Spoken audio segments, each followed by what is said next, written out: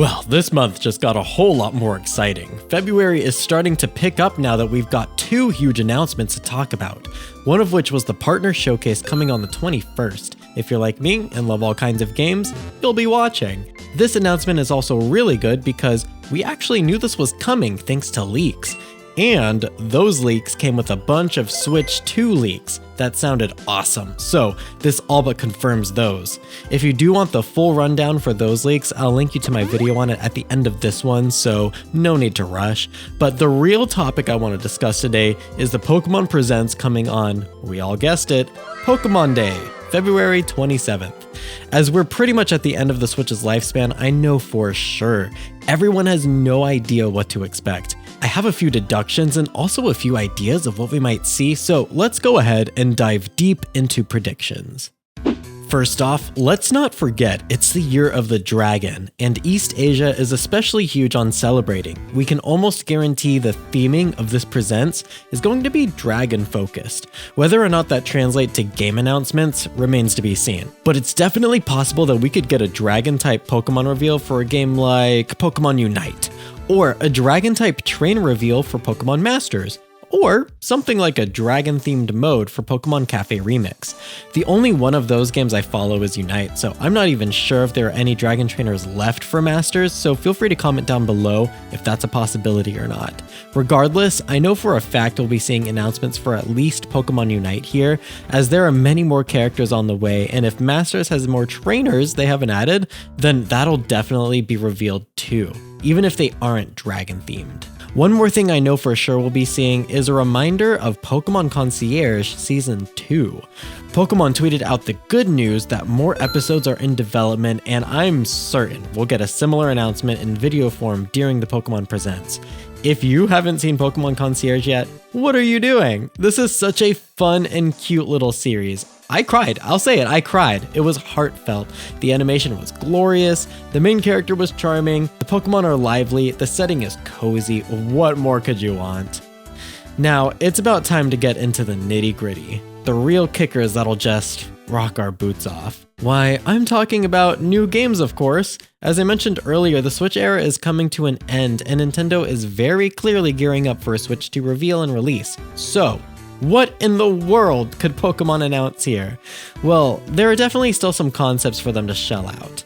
Let's start with spin-offs. I'd say there's like a 98% chance we'll see a new spin-off announced. If it's an all-new spin-off series, then who am I to guess what that could be? In which case, we could see the return of familiar spin-offs like the Mystery Dungeon series.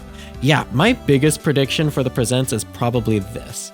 Pokemon Mystery Dungeon 2, Explorers of yada yada yada, might get revealed. We got Mystery Dungeon DX on Switch, and while it didn't sell phenomenally well for Pokemon, by no means was it a commercial failure. It sold almost 2 million copies, and it was a remake, so resources and costs for making it weren't too high. On top of that, it was the first Mystery Dungeon game in a decade to sell more than Explorers of Sky, and it was $60 for being a Switch game. And I'm pretty sure the Pokemon Company knows Mystery Dungeon 1 isn't as popular as Mystery Dungeon 2, so remaking Mystery Dungeon 2 could literally be printing them money. All this talk about business, and man, I haven't even been able to tell you about why this game is just so good. PMD 2 is generally considered to be the best in this series because it exemplifies all the best aspects of the Mystery Dungeon formula. You have the charm of Pokemon and profound world building. You have this mix of excitement and terror by going through a new dungeon for the first time, because you never know what to expect.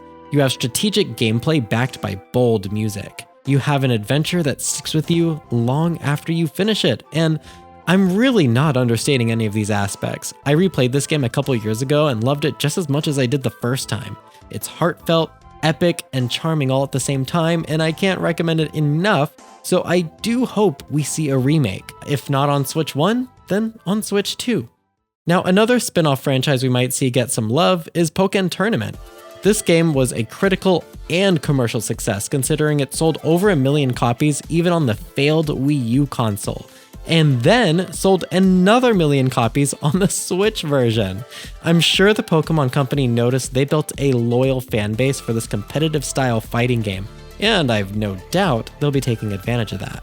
Next are some long-lost spin-off series that could see a revival on Switch, similar to Mystery Dungeon and Pokemon Snap.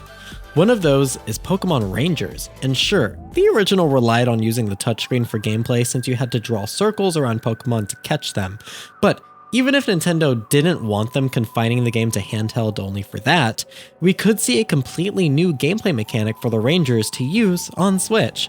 Perhaps something motion control based if they want to stick to gimmicks, or maybe something else entirely. I think it's unlikely the series will ever be revived, but it wouldn't be a surprise that if it was completely revamped. The other one is a personal favorite of mine, the Pokepark series. Now, in my opinion, these are the best Pokemon spin-off games out there. They have the soul of Mystery Dungeon, but far more variety to the gameplay. I'm also a sucker for 3D sandbox adventures, so this is right up my alley. The series is made by Creatures Inc., and they're one of the 3 major studios that comprise the Pokemon Company, meaning a Pokepark revival isn't totally insane. Commercially, the series is kind of iffy, as the first game sold over 1 million, but I can't for the life of me find sales figures for Pokepark 2 anywhere. I will say, Pokepark 2 was the better game though, so if they do make Pokepark 3, I really hope they take notes from and expand on 2's concepts. Seriously, if you've never played Pokepark 2 and have the means to, I highly recommend it. They still hold up very well today. Now for the moment you've all been waiting for. I'm sure you're all clamoring for what the next mainline Pokemon game is. And because of awkward timing, it really is hard to pin down what it could be. I should acknowledge the elephant in the room first, and that is a Unova game. Black and White 3, Black and White remakes, whatever it is, it's the most popular theory around, and everyone has it right now. This was only inflamed further by Pokemon tweeting out some short videos of Zekrom and Reshiram with no caption other than Black and White hearts. For most people, this solidified Black and White being revisited in the next titles, but for me, I don't know, it kinda did the opposite. A lot of people missed this, but there was a third tweet where they told you to get the Scarlet and Violet DLC to catch the 3 Black and White legendaries. And honestly, it feels like this, on top of Unova being revisited already in Scarlet and Violet, is hinting towards that being our entire homage to Black and White. And if you've been on my channel recently, you know I've been speculating on the next remake being either Johto or Kalos.